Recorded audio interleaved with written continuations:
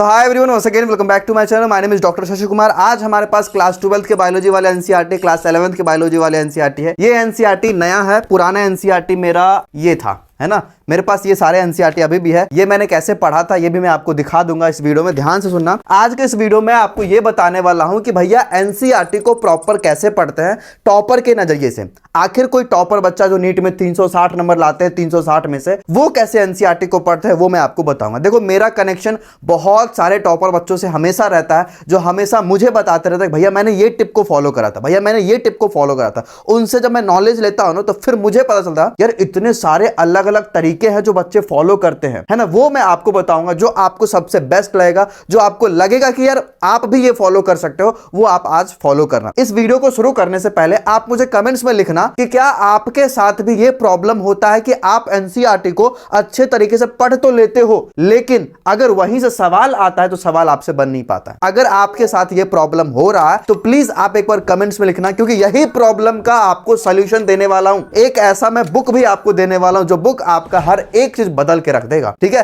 तो स्टार्ट करते हैं इस वीडियो को यहां से। सबसे पहले हम ये समझते हैं कि भैया हमें एनसीईआरटी कब पढ़ना चाहिए। अगर आप चैप्टर का लेक्चर देखे बिना एनसीईआरटी पकड़ लोगे तो भैया इसका एक एक लाइन आपको बोरियत सा फील करवाएगा, आपको कुछ समझ में नहीं आएगा जब आप बिना लेक्चर देखे एनसीईआरटी को पढ़ना शुरू कर दोगे तो। ऑनेस्टली बता रहा हूं, ये मैंने अपने हिसाब से नहीं बोला, मैंने बहुत सारे बच्चों से रिव्यू लेने के बाद बताया। मैं बायोलॉजी का बात नहीं कर रहा हूं। ये सेम प्रॉब्लम आपको केमिस्ट्री में भी हो सकता है, ये सेम प्रॉब्लम आपको फिजिक्स में भी हो सकता है। अगर आप बिना लेक्चर देखे, बिना टीचर से समझे हुए एनसीईआरटी पकड़ लिए तो ये प्रॉब्लम आपको होगा कि आपके लिए एनसीईआरटी बोरिंग हो जाएगा। एनसीईआरटी ना एक बहुत बड़ा समंदर है, इसको आप जितना बार पढ़ोगे उतना बार आपको नया नया इंफॉर्मेशन दिखेगा। लेकिन मैं इस वीडियो में एक ऐसा ट्रिक देने वाला हूं जिसको आप फॉलो करोगे तो आप एक ही बार में वो सारे इंपॉर्टेंट पॉइंट्स ढूंढ लोगे जो सच में इंपॉर्टेंट है एग्जामिनेशन के लिए। एक छोटा सा स्टेप बता रहा हूं मैं, ध्यान सुना। हमारा 3 लेवल का एनसीईआरटी का रीडिंग होगा। 3 लेवल कहने का मतलब भैया,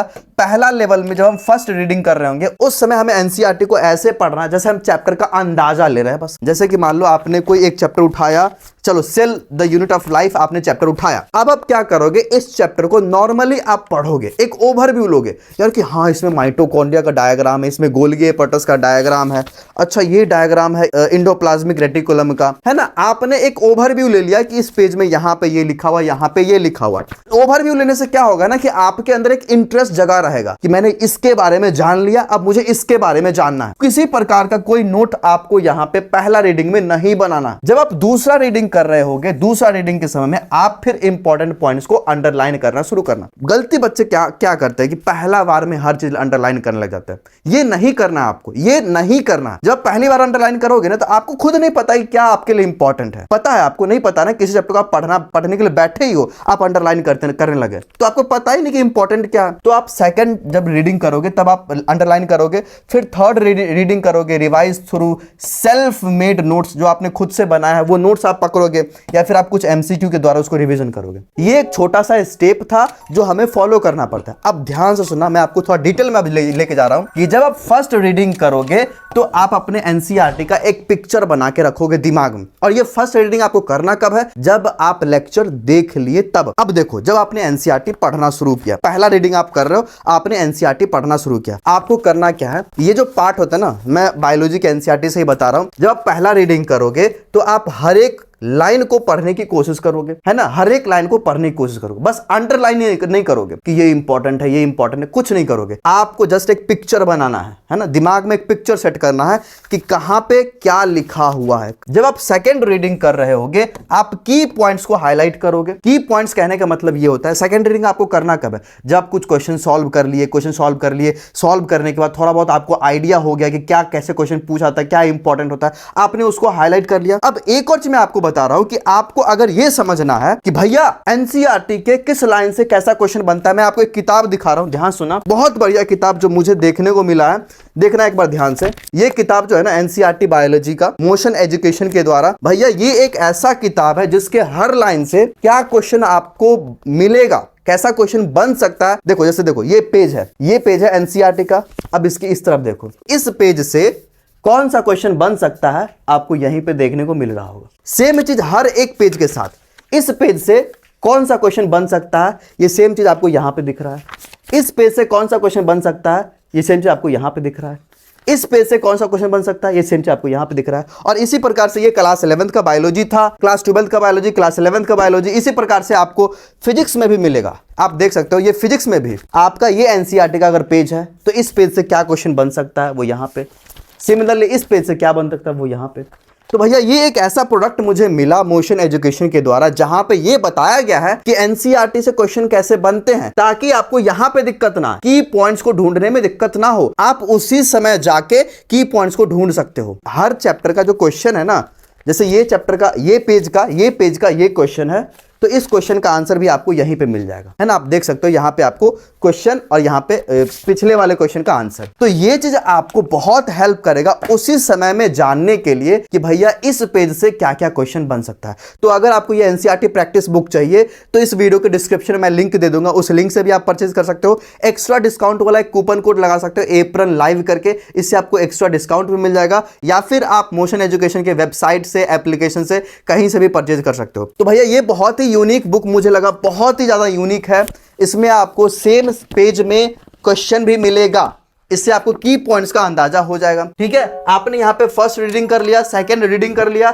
अब जब आप आगे बढ़ोगे, ध्यान से सुनना, अब आपको क्वेश्चन अराइज करना, यही एक सबसे मोस्ट इंपॉर्टेंट पॉइंट है जो मैं चाहता हूं कि आप फॉलो करोगे। इस बुक में क्वेश्चन अराइज किया हुआ है, लेकिन आपको करना क्या है कि जब भी आप एनसीईआरटी के लाइंस पढ़ते हो, देखो there are lots of different type of questions जो नीट में पूछे जाते हैं, लाइक मैच द कॉलम हो गया, स्टेटमेंट हो गया, असर्शन रीजन हो गया, डायरेक्ट क्वेश्चन हो गया, डायग्राम बेस्ड क्वेश्चन हो गया, टेबल टाइप का क्वेश्चन हो गया, जो डिफरेंट टाइप के क्वेश्चंस हैं जो पूछे जाते हैं।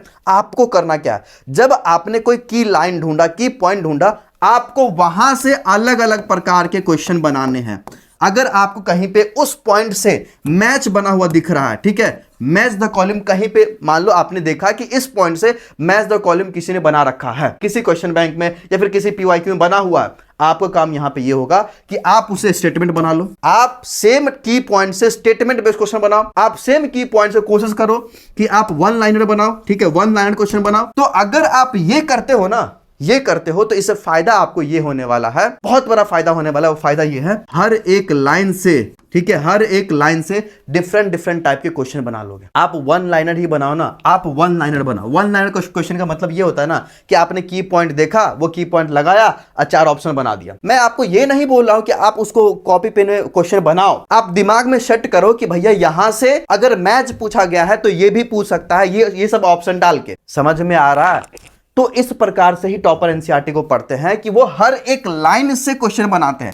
हमारे बायोलॉजी के एक टीचर थे, ठीक है, जब मैं नीट का तैयारी कर रहा था उस समय मेरे बायोलॉजी के टीचर थे, उन्होंने मुझे ये बोला था कि तुम 3 लोग जो हो ना क्लास के टॉपर हो, मतलब थे नहीं बट फिर भी बोलते थे कि तुम 3 लोग क्लास के टॉपर हो। तुम्हें करना इतना है कि तुम आपस में तीनों लोग एनसीईआरटी के पेजेस से क्वेश्चन बनाओगे हर रोज, और उस क्वेश्चन को सॉल्व करने की कोशिश करोगे। कौन सॉल्व करेगा?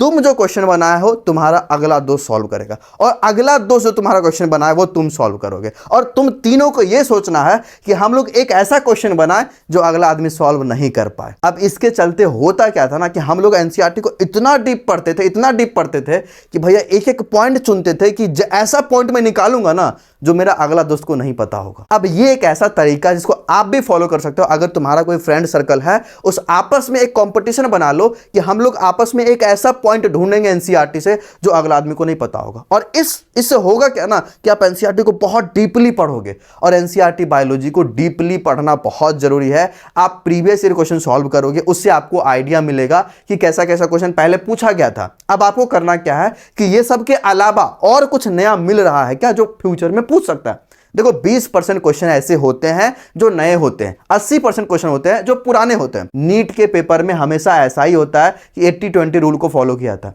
80% क्वेश्चन जो होगा वो पुराने कंसेप्ट पे ही रहेगा, 20% क्वेश्चन होगा जो नए कंसेप्ट पे आएगा। तो अगर आप प्रीवियस ईयर क्वेश्चन को अच्छे तरीके से ढंग से सॉल्व कर लेते हो एक्सप्लेनेशन को पढ़ के, तो भैया ये 80% क्वेश्चन जो होगा ना, अगर आपसे बन गया तो 20% में ऐसे ही तुम्हारा कॉन्फिडेंस रहेगा अच्छा खासा, तुम बना के ही आओगे। तो 20% के लिए डरो मत, प्रीवियस ईयर को अच्छे तरीके से सॉल्व कर लो, वो तुम्हारा सारा काम कर देगा। अब सबसे मोस्ट इंपॉर्टेंट ट्रिक जो मैं आपको यहां पे बताना चाहूंगा दैट इज रिवर्स लर्निंग।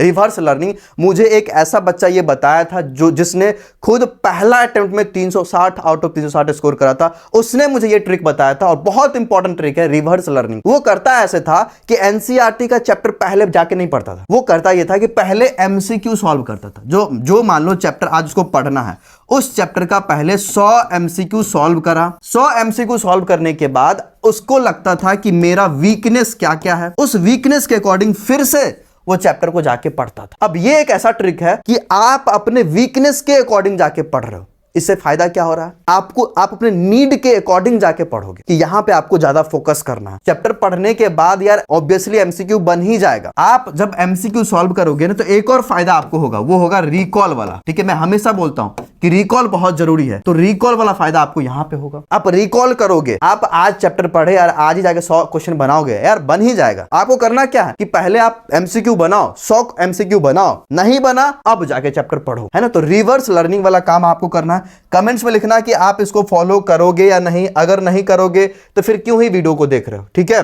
अगर फॉलो करोगे तो लिटरली बहुत बड़ा चेंजेस आप में दिखने वाला है। स्टेप नंबर 5वां जो आपको याद रखने में मदद करेगा। आज आप पढ़ लिए हो कोई चैप्टर, मान लो आपने इस पेज से आज पढ़ा, अगर आप उसको अगले 2 से 3 दिन में रिवाइज दोबारा नहीं करोगे तो ऑब्वियसली भूल जाओगे। हम एक रोबोट नहीं है कि आज पढ़े और हमेशा के लिए याद हो जाएगा, ऐसा है क्या? नहीं है ना।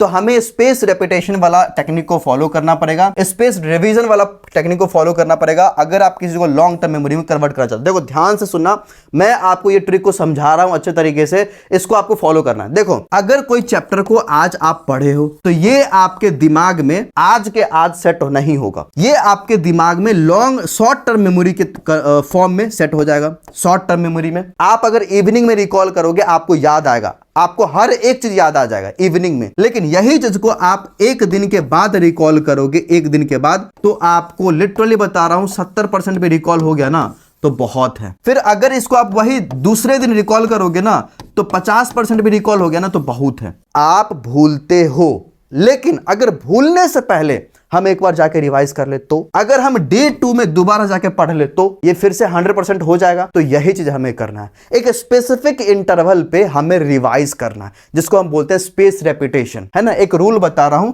2, ठीक है, 4, 7, 13, है ना, 21, ये एक डे का इंटरवल है। इस इंटरवल पे भी आप काम करोगे तो आपका काम हो जाएगा। इस डे में आपको रिवाइज करना। अगर कोई चैप्टर को आज पढ़े हो तो 2nd डे में एक बार जाके देख लेना, 4th डे में एक बार जाके देख लेना, 7th डे में एक बार देख लेना, 13th डे में एक बार देख लेना और 21 डे में देख लेना। भूलने से पहले एक बार जाके देख लेना। सिंपल सा रूल है, अगर आप इसको फॉलो करते हो तो आपको बहुत फायदा देने वाला है। स्टेप नंबर 6 हमारा है फुल सिलेबस को रिवीजन करना और चैप्टर्स को क्रॉस लिंक करना। ये मैंने बहुत बार बोला है आप सभी को, अगर आप इस बार नीट 2025 का एग्जामिनेशन देने वाले हो, आपके पास बहुत कम समय है। इस पॉइंट ऑफ टाइम पे आपको करना क्या है ना कि आप यूनिट वाइज पढ़ो। जैसे कि मान लो आपने उठाया ह्यूमन रिप्रोडक्शन वाला यूनिट, तो आप तीनों यूनिट को एक साथ पढ़ोगे। आपने उठाया ह्यूमन फिजियोलॉजी, तो आज वो चारों चैप्टर जो नीट में आते हैं उससे वो चारों चैप्टर को एक साथ तुम पढ़ोगे। तुम्हें यूनिट वाइज अगर पढ़ते हो ना तो आपस में सारे चैप्टर को लिंक करो कि हाँ ये यहाँ पे ये लिखा हुआ था, यहाँ पे ये लिखा हुआ था, यहाँ पे ये लिखा हुआ था, ये चैप्टर आपस में रिलेटेड है। तो अगर क्रॉस लिंकिंग करते हो ना तो इससे क्या हो रहा है ना कि आपका मेमोरी पावर भी इंप्रूव हो रहा है, आपको अच्छे तरीके से याद भी रहेगा यहाँ पे अगर आप क्रॉस लिंक करके पढ़ते हो। तो फुल सिलेबस को एक बार में पढ़ो, फुल सिलेबस को एक बार में पढ़ो, उसको क्रॉस लिंक करो। ये ट्रिक को भी आप फॉलो कर सकते हो। फाइनल मास्टरी होता है, इसको एनसीईआरटी को बोलते हैं। आपने बेसिक चैप्टर वाइज पढ़ा, टॉपिक वाइज पढ़ा, है ना, सब कुछ कर लिया। अब जब नीट नजदीक आ गया, एग्जामिनेशन जब आपका नजदीक आ गया, इस समय आपको करना है फुल सिलेबस पढ़ो, यूनिट वाइज पढ़ो। एक दिन में एक यूनिट पढ़ा, अगले दिन में एक यूनिट पढ़ा, अगले दिन में दोनों यूनिट को एक साथ पढ़ लिया, फिर 3 यूनिट को एक साथ पढ़ा, फिर एक ही साथ क्लास 11th का पूरा बायोलॉजी पढ़ लिया। तुम्हें लग रहा होगा मजाक, लेकिन ये सेम ट्रिक को मैंने फॉलो करा। यही वजह था कि मेरा नीट में पहला बार में सिलेक्शन हुआ, है ना। तो कुछ टॉपर के टेक्निक होते हैं जिसको तुम्हें फॉलो करना पड़ता है। अगर आप अंधाधुन एनसीईआरटी को पढ़ोगे, जैसे हर लोग पढ़ते हैं, हर एक चीज को हाईलाइट करते जा रहे यार, तुम्हें खुद नहीं पता चलेगा कि इंपॉर्टेंट तुम्हारे लिए क्या है, कम इंपॉर्टेंट तुम्हारे लिए क्या है।